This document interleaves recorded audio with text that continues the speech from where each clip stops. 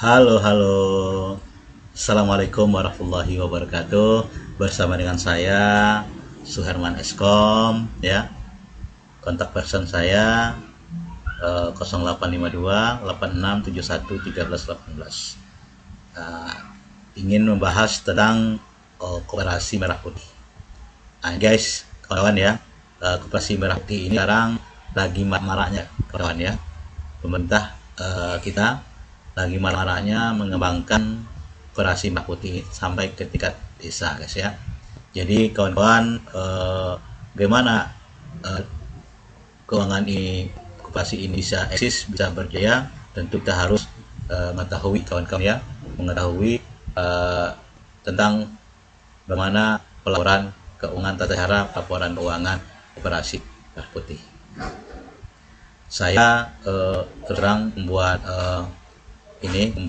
video ini bertujuan untuk berbagi, kawan ya, berbagi bagaimana kawan-kawan nanti bisa setelah menonton daripada video saya ini, kawan-kawan memahami. Yang pertama yaitu kawan-kawan memahami konsep dasar daripada koperasi itu sendiri, ya.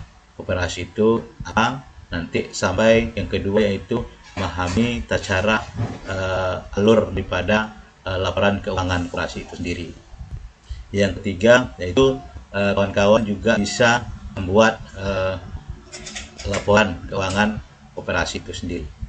Yang kelima kawan-kawan ya, bisa melaksanakan tugas yang telah diembankan kepada kawan-kawan. So misalkan kawan-kawan ada yang yaitu karyawan bidang keuangan, yang bagian administrasi, ketahui bagaimana cara pembuatan pelaporannya di koperasi tersebut.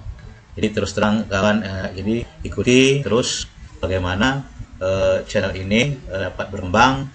Bantu saya untuk membangun channel ini dengan cara kawan-kawan bisa like, subscribe ya, dan bagikan kepada kawan-kawan semua, kepada pengurus koperasi, kepada saya lainnya, saya video ini dapat ditonton kepada seluruh yang berhubungan dengan koperasi ini. Oke, kalau kita lihat saja kawan-kawan ya, kalau kita analogikan koperasi ini memahami laporan keuangan koperasi merah putih ya. Kadang-kadang kawan-kawan itu melihat koperasi ini seperti apa. Nah, ini pertanyaan awalnya kan seperti itu. Kalau laporan keuangan koperasi tentu laporan yang ada di seluruh unit-unit usaha yang ada koperasi itu disebut dengan laporan koperasi. Nah, namun ternyata sebuah koperasi itu kalau kita analogikanlah semacam bulatan ini kawan ya, kita anggap rumah kawan ya. Nah, inilah koperasi merah putih. Inilah koperasi kawan-kawan ya. Di dalam rumah ini tentu ada kamar-kamar di dalamnya. Di dalam kamar-kamar ini kita analogikan kamar A, ada kamar B, ada kamar C, ada kamar B dan sebagainya. Kalau kita analogikan juga, di sini adalah usaha simpan pinjam, usaha tembakau masyarakat, usaha penjualan pupuk, usaha apotek, ya, usaha sewa tenda, usaha market dan sebagainya. Tentu banyak sekali usaha yang ada di koperasi ini. Nah, inilah uniknya koperasi dibanding dengan perbankan. Kalau perbankan dia hanya usahanya cuma satu, kawan-kawan. Usahanya cuma satu, ingat. Usaha perbankan itu cuma satu, yaitu adalah jasa keuangan. Sementara untuk koperasi merah putih ini jenis usahanya banyak sekali, kawan-kawan. Artinya apa? Artinya koperasi ini punya peluang potensi untuk lebih maju. Ini perlu kawan ucapkan perkataan saya bahwa peluang usahanya banyak. Nah, tentu dengan banyaknya usaha-usaha yang ada di koperasi ini, tentu pelaporan koperasinya juga harus banyak. Ya, maksud saya bukan pelaporan koperasinya, adalah pelaporan daripada usahanya itu juga berbeda. Kan ya, kalau misalkan kita koperasi kita buka usaha simpan pinjam, tentu laporan simpan pinjam kita akan persiapkan. Nah, ini bagaimana kita akan pandu bagaimana kawan-kawan yang memiliki usaha di simpan pinjam untuk koperasinya yang akan kita jalani nanti. Nah, kita akan pandu bagaimana cara pembuatan laporan untuk simpan pinjam koperasi tersebut.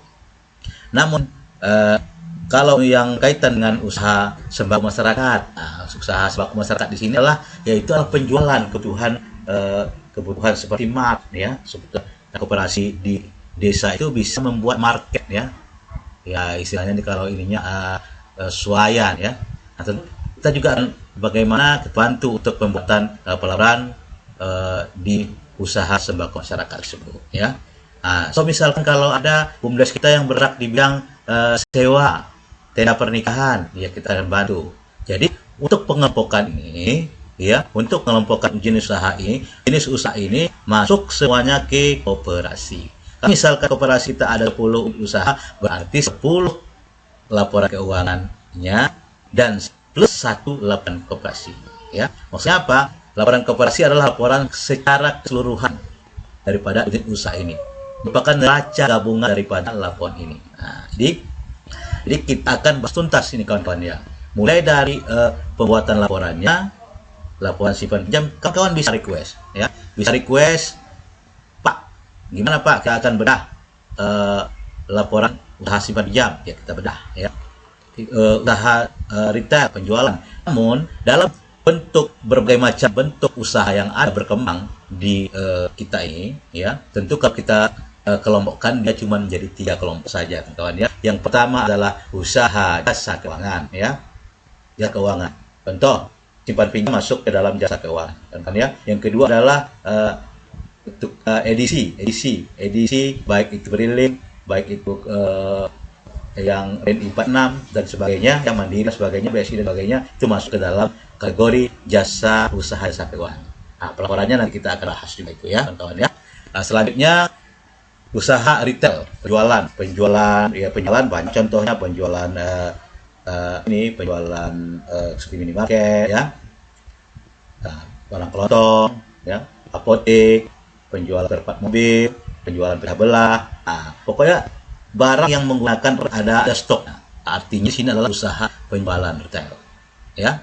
Nah, jadi usaha jasa keuangan, yang kedua usaha retail, yang tiga adalah bidang usaha jasa. Nah, jasa di sini bisa rental mobil, bisa usaha sewa tenda, bisa usaha sewa odong, pokoknya jasa ya, yang berkaitan dengan jasa kawan-kawan ya. Nah, inilah jenis usaha yang bisa Bapak Ibu kembangkan di Koperasi Merah Putihnya. Itu usaha-usaha ini melibatkan potensi yang ada di sekitar ya kawan-kawan mendirikan koperasi itu. Pemerintah mendirikan Koperasi Merah Putih tersebut ya. Ini pemahaman-pemahaman tentu kita akan buatkan. Di tingkatan-tingkatan laporannya juga berbeda kawan-kawan ya. Ada laporan simpan pinjam, ada laporan usaha retail, ada usaha bidang jasa.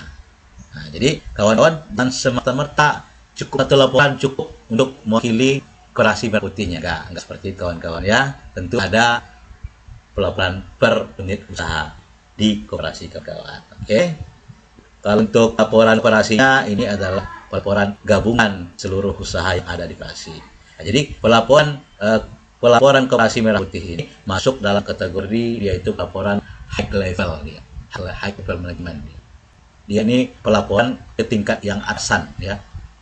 Jadi yang baca misalkan di sini adalah direkturnya berapa orang nasabah yang menunggak. Nah, itu kumulatifnya aja yang ditanyakan oleh direkturnya. Misalkan berapa keuntungan unit usaha pinjam kita 2 miliar, ya kumulatifnya aja. Nah, nih, itu kalau pelaporan detailnya siapa-siapa saja yang minjam. Nah, mungkin direktur tahu siapa yang minjam mungkin ya. Nah, itu yang menguasai itu adalah unit usahanya.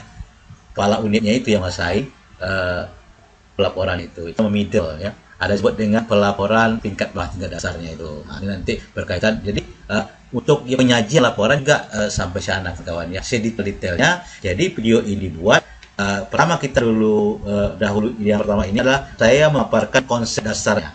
Nah, nanti setelah ini sesi kedua kita akan mendu bagaimana kawan-kawan membuat laporan untuk simpan pinjam. Oke, atau retail atau sewa. Itu tergantung dari kawan-kawan nanti yang komen ya, yang komen di video ini. Ada yang minta kita dahulukan untuk pembuatannya. Oke, buat laporannya.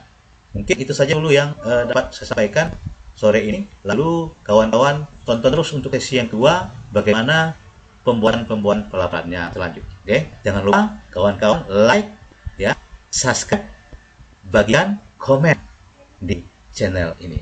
Oke, dah itu video. Assalamualaikum warahmatullahi wabarakatuh. Hai, dadah.